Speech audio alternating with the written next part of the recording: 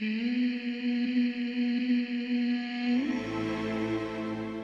was March 7th, 2009. It was just me and my friend, and we decided to hop on the train and let it ride us all the way home. I started passing one of the streets where we live, and it was still going pretty fast, so I started to get kind of scared because I was too scared to jump off. I started hanging from the side of the train, and I lost my grip and I fell.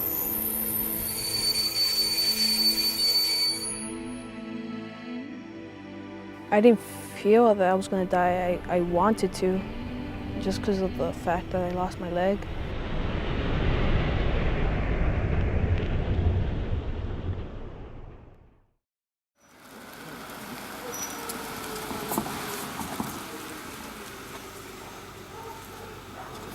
Let me get her too.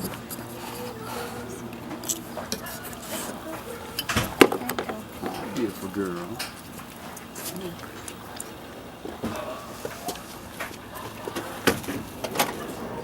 Weston, what do you want for lunch? Pizza. That's pretty normal. Is there anything for me and Zach?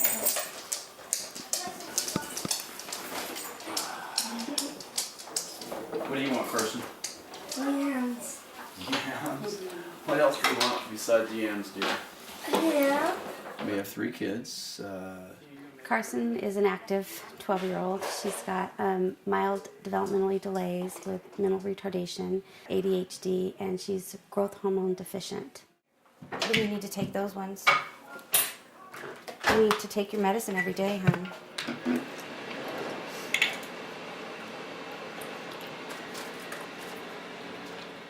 And then Sydney is 10, soon to be 11, but she's got CP, cerebral palsy of unknown origin, and she's basically undiagnosed. We don't know why she has the challenges that she has.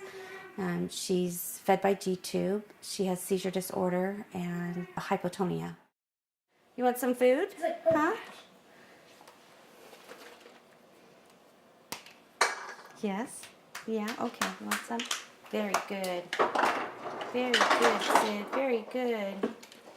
And then Weston's your average little 8-year-old boy who's fun and loving and just goes along with it. He's really easygoing. We're constantly trying to find the balance between, you know, how does our whole family work as a whole and what's best for the family. Pero sí iba yo con el pendiente de que, y pidiéndole a Dios que no fuera él. Llegamos al lugar del accidente y ya se lo habían llevado, ya no estaba él ahí. Pero estaba su ropa de él. Cuando vi su ropa de él, dije, sí es mi hijo. Me imaginé, ¿y si ya no está vivo? Not much after the cops came, the ambulance came, I heard them that they were going to take me to Loma. Tenemos que hacer otra cirugía más, una de tantas más, porque van a ser varias. Y yo decía, ¿pero qué no se la pueden volver a poner? Yo todavía ahí decía, no se la pueden volver a poner, sabiendo que la pierna estaba... Si yo misma había visto que había trozos de su pierna ahí. When I get really depressed, I just start thinking about my future. When, like, how am I gonna do this? How am I gonna get a job?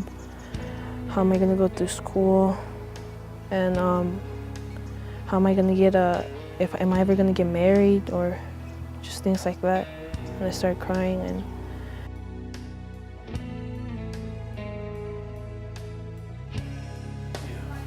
You want me to get her? No.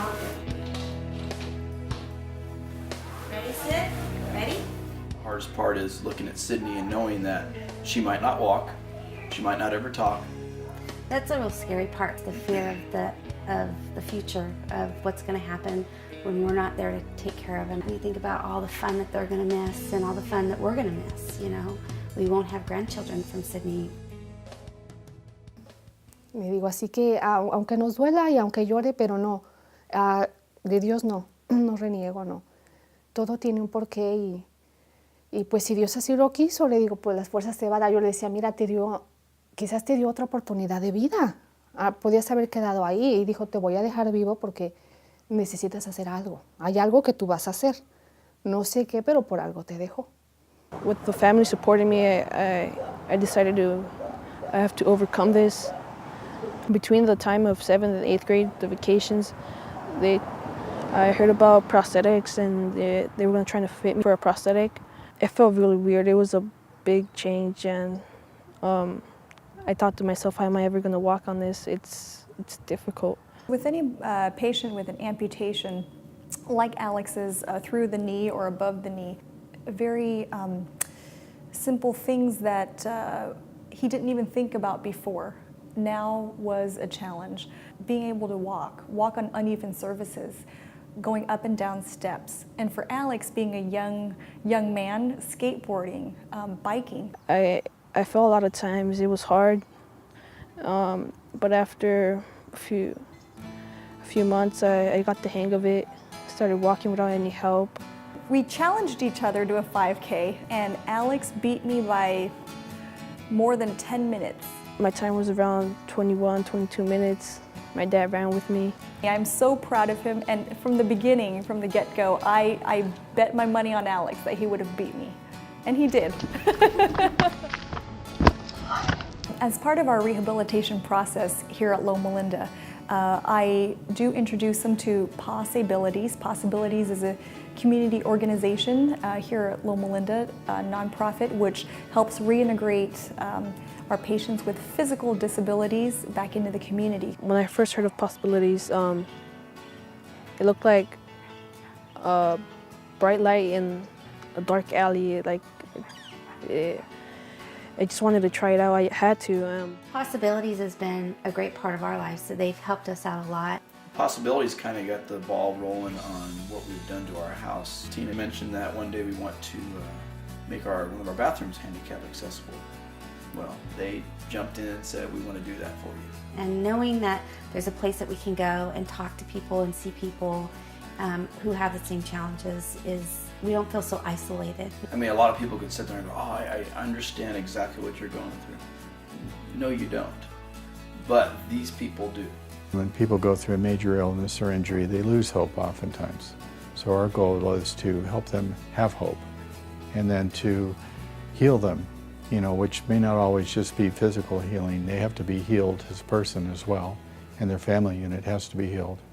And then they can move into transforming themselves, and they do. My goal was to learn how to skate when I go back to school, so I was happy and I started skating with my friends again. They were surprised, and when I told them I could skate, they didn't believe me, and then I skated with them. I did ramps with them, and they believed me. After my accident, I'm more determined to school. I want to get a good career. In high school, it's harder, but I still have A's and B's. My last progress report I got was my GPA was 4.29. When I grow up, I want to for sure enter the medical field, but I don't know what kind of doctor exactly. Right now, I'm thinking of orthopedic surgeon. The best thing about our kids is that they're cool kids. You wake up and Carson's awake and she's got a hug for you every single morning. Sydney, that smile of hers will light up a room. And Weston, he's, for someone who's had to put up with this his whole life, he's done a really good job. The thing is that they've given us so much. We've learned so much about patience and kindness and awareness of, that we're all different. And you learn not to judge people about what they're doing because you have no idea what kind of struggles they have. When you look at these people that have gone through these illnesses or injuries, and they've survived and thrived, and there are heroes. I haven't been back to that site ever since the accident. I'm just nervous, the whole atmosphere of that place. I want to overcome this accident. It's just something I have to do. It just has to be done.